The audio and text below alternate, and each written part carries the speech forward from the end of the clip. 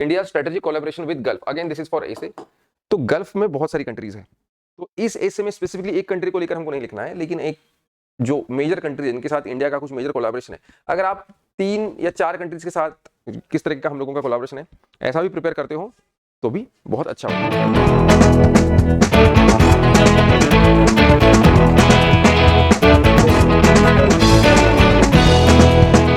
Hello friends, so these are the topics for the month of December which we should prepare considering our paper 2 preparation, right?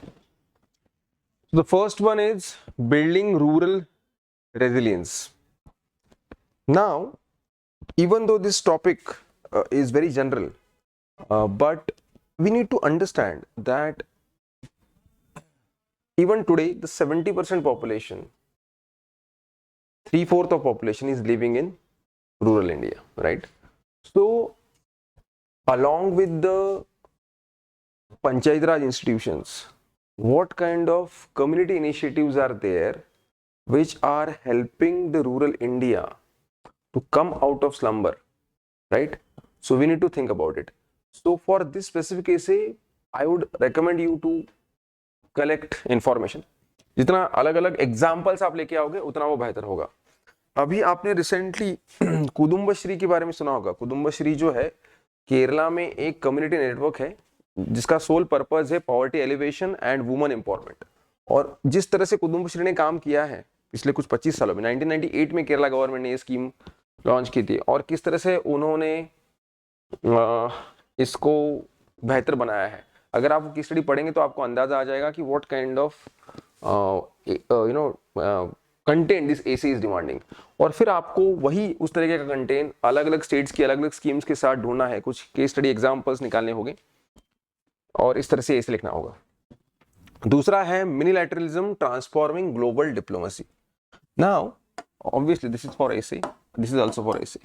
Now we all know कि multilateralism जो है वो कुछ काम नहीं कर रहा था कितने सारे सालों से। बहुत सारे बड़े बड़े ऑर्गेनाइजेशन जिनके बहुत ज्यादा मेंबर्स है, लेकिन कोई भी ऐसा मतलब कभी भी ऐसा देखने को नहीं मिला है कि किसी एक चीज पे सबने एकदम मतलब बोला कि हाँ कंसेंट है हमारा और काम में भी लग गए, ठीक है। तो इसलिए सबको समझ में आ गया कि ये बहुत बड़ा बड़ा करके फायदा नहीं है, तो छोटा छोटा करते हैं। तो मिनीलैटरलिज्म मतलब क्या है, छोटे छोटे ग्रुप्स जो है, जैसे कि अभी क्वाड है ना, ब्रिक्स है। तो ये जो ग्रुप्स है ये बेसिकली क्या करेगी, 4-4 3-3 4-4 देश जो है वो एक साथ आके कुछ ठोस कदम उठा रहे हैं and they are really changing the way global diplomacy is shaping, right. तो इस पे हमको ऐसे लिखना है। बहुत सारे एग्जांपल्स है रिसेंट टाइम में जो कुछ इनिशिएटिव्स दिए गए हैं उनके बारे में बात कर सकते हैं, अकॉर्डिंगली हमको लिखना है, ठीक है। उसके बाद आता है India path to sustainable tourism. अभी रिसेंट डेटा ऐसा है जो सामने आया है, अभी सामने आया है कि टूरिज्म इज द सेक्टर जिसमें एम्प्लॉयमेंट जो है वो कुछ 6 से 9% तक इंक्रीमेंट हुआ है। इतने ज्यादा परसेंट लोगों को एम्प्लॉयमेंट मिला है। तो किस तरह से इंडिया जो है वो सस्टेनेबल टूरिज्म की तरफ जा सकता है उसके बारे में आपको इसमें लिखना है ऐसे। Then is India Russia ties, ठीक है। India Russia have been very long friends, ठीक है। कभी भी इंडिया रशिया के बारे में प्रिपेयर करते वक्त हर साल में ये बताता हूँ कि आपको क्या करना है कि आपको जब से ये सारा शुरू हुआ है 1991 के बाद, जब सोवियत यूनियन का ब्रेकडाउन हुआ और उसके पहले भी, इनफैक्ट उसके पहले भी हम लोगों के रिलेशंस कैसे थे, अभी तक हमारे रिलेशंस कैसे हैं, how Russia has always been a long and trustworthy friend, ठीक है, for India. What is the situation after Ukraine war, what are the issues there are between the two countries, ठीक है। And not only defence related but cultural क्या है exchange, वो सारी चीजें उसके रिगार्डिंग आपको लिखना है।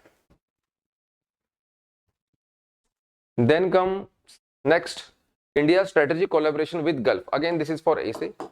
तो गल्फ में बहुत सारी कंट्रीज हैं, तो इस एसे में स्पेसिफिकली एक कंट्री को लेकर हमको नहीं लिखना है, लेकिन एक जो मेजर कंट्रीज है जिनके साथ इंडिया का कुछ मेजर कोलैबोरेशन है। अगर आप 3 या 4 कंट्रीज के साथ किस तरह का हम लोगों का कोलैबोरेशन है ऐसा भी प्रिपेयर करते हो तो भी बहुत अच्छा हो जाएगा, ठीक है। So because we don't only import oil but there are other fields too with which we are actually dealing with Gulf. So what kind of services we are providing to them, what kind of relationship that we are having, and what is our strategy with the Gulf countries considering the global politics, है ना। तो ये सारा आपको यहाँ सोचना है। MSP minimum support price के ऊपर कुछ इशू रिसेंट टाइम में सामने आया है। तो obviously only few of the commodities have MSP and many of them don't have. Again बहुत सारे उसके ऊपर डिबेट्स भी है, तो उसके रिगार्डिंग आर्गुमेंट पूछा जा सकता है कि भाई MSP कितना सही कितना गलत। अभी जो है कुछ चीजों पे MSP है, कुछ चीजों पे नहीं है, वो कितना सही कितना गलत, तो you can prepare argument for that. Last but not the least, central bank digital currency, ठीक है, CBDC। ई-रुपए के बारे में आपने सुना होगा, जो कि RBI ने जनवरी मंथ में रोल आउट किया, सॉरी जनवरी से पहले दिसंबर में ही कहीं उन्होंने रोल आउट किया है। तो उसके रिगार्डिंग न्यूज़ आ गई थी पहले ही। तो ये जो डिजिटल करेंसी है, it is now an official authorised currency by the central bank of India. तो उसके रिगार्डिंग रिपोर्ट पूछा जा सकता है कि भाई क्या है, क्यों आई है, क्या फ़ायदा क्या नहीं, जो कुछ है। तो this are the topics for the month of December. ठीक है, थैंक यू।